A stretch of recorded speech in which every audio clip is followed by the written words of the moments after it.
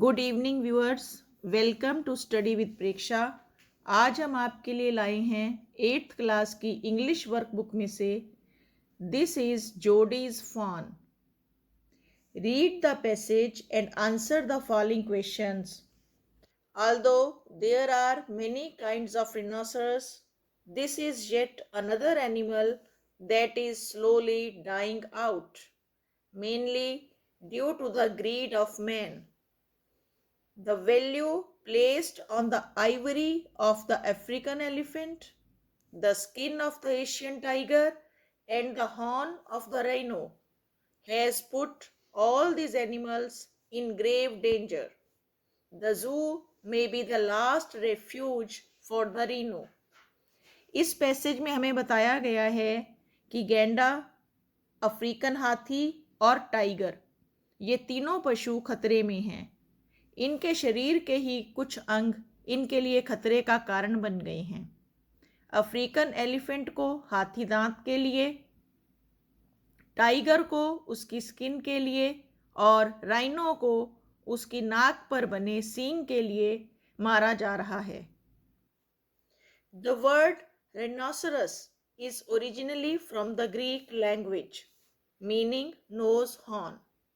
Rhinoceros word Greek language से आया है और इसका मतलब है नाक पर बना हुआ सींग। And the animal is so named because of the large horn growing at the end of its nose. The rhino uses its horn for defense and for uprooting bushes and small trees. नाक पर बने हुए सींग को rhino अपनी सुरक्षा के लिए और छोटे पेड़ और झाड़ियां उखाड़ने के लिए प्रयोग करता है, जिनका फ्रूट और पत्तियां खाकर ये जिंदा रहता है। Although the rhino is a good-tempered animal, it is a fearful opponent when wounded. यद्यपि रेनो एक शांत स्वभाव का जानवर है, परंतु जब ये जख्मी हो जाए तो ये एक खतरनाक विरोधी हो सकता है। And its horn is a short but deadly weapon. और इसके नाक का सींग छोटा परंतु डेडली खतरनाक हथियार है। तो अब इसके नीचे के प्रश्न देखिए। Which animal is slowly dying out and why? Rhinoceros. Why are the African elephant and the Asian tiger in grave danger? इसका आंसर है African elephant is killed for ivory. Ivory मतलब हाथी दांत. The Asian tiger is killed for its skin. ये अपनी skin के लिए मारा जाता है. What is the meaning of the word rhinoceros? The word rhinoceros means nose horn. How does a rhino use its horn? The rhino uses its horn for defense and for uprooting bushes and small trees. What happens when the rhino is wounded? When the rhino is wounded, it becomes fearful. Next exercise है हमारी इसी chapter में, working with language, vocabulary.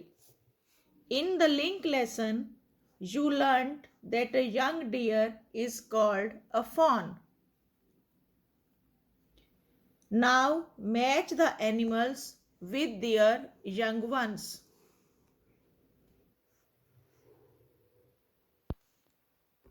Offsprings का मतलब होता है संतान. Spider, स्पाइडरलिंग.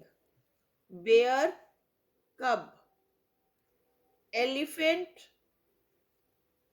calf. Kangaroo, जोई. sheep, lamb. pig, piglet. horse, foal. goat, kid. Butterfly, caterpillar, frog, tadpole. Next, animal sounds के बारे में बताना है। इनको मैच करना है हमें। 2 कॉलम बने हुए हैं। Read the following sentence taken from the link lesson describing the sound made by a fawn. He was afraid that it might kick and bleat. ये फॉन की आवाज है, bleat। अब आपको मिलानी है ये आवाजें। माइस squeak, wolves howl, sheep bleat, hens cackle, pigs grunt, owls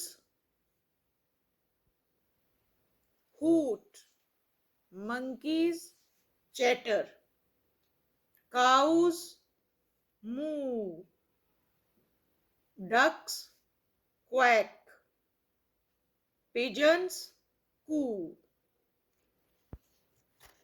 next exercise में हमें ये वर्ड्स मैच करने हैं।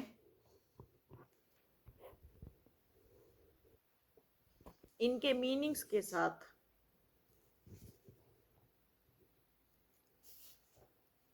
स्केयर्ड, फ्राइटेंड, भयभीत। माउंट, ऊपर चढ़ना, क्लाइंब। माउंट को मिलाएंगे to get on a horse और बाइसिकल, साइकिल या घोड़े पर सवार होना। थर्ड वन इज स्क्रब, झाड़ झंखार।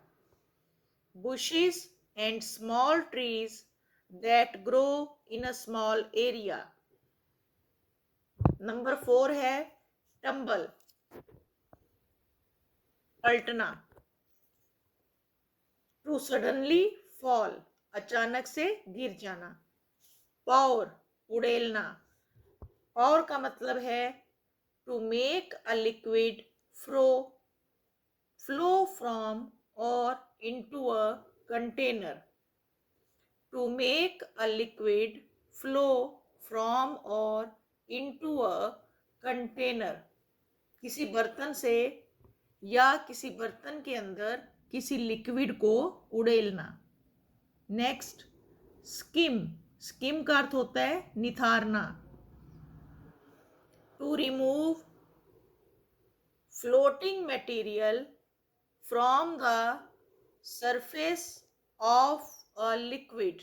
जैसे तेल के ऊपर से हम पूरी छानते हैं या कोई उसके अंदर से गंदगी निकाल देते हैं झरनी लेके, उसके लिए शब्द है स्किम। Next, dip. डिप का अर्थ है डुबाना। To put something into a liquid for a short time, थोड़े समय के लिए कोई चीज किसी लिक्विड में डुबो देना। सक, चूसना। To draw a liquid into mouth, मुंह में कोई चीज लेना, खींचना। फंबल, गड़बड़ाना। फंबल, गड़बड़ाना। फेल टू कैच और ग्रैस्प क्लीनली, किसी चीज को पकड़ने में गड़बड़ाना। गैस्प, सांस लेना। To make a noise because you are shocked और सरप्राइज्ड। नेक्स्ट एक्सरसाइज है हमारी सब्जेक्ट वर्ब एग्रीमेंट, जिसमें आपको सिंगुलर प्लूरल देखकर लगाने हैं। Subject verb agreement. Fill in the blanks with the correct form of the verb. Each of these questions has to be answered, क्योंकि each singular है इसलिए has। Neither Sarla nor Gita has arrived। सरला और गीता दोनों में से कोई भी नहीं आई तो has। The girl, एक ही लड़की है, with the long ponytail, is my classmate.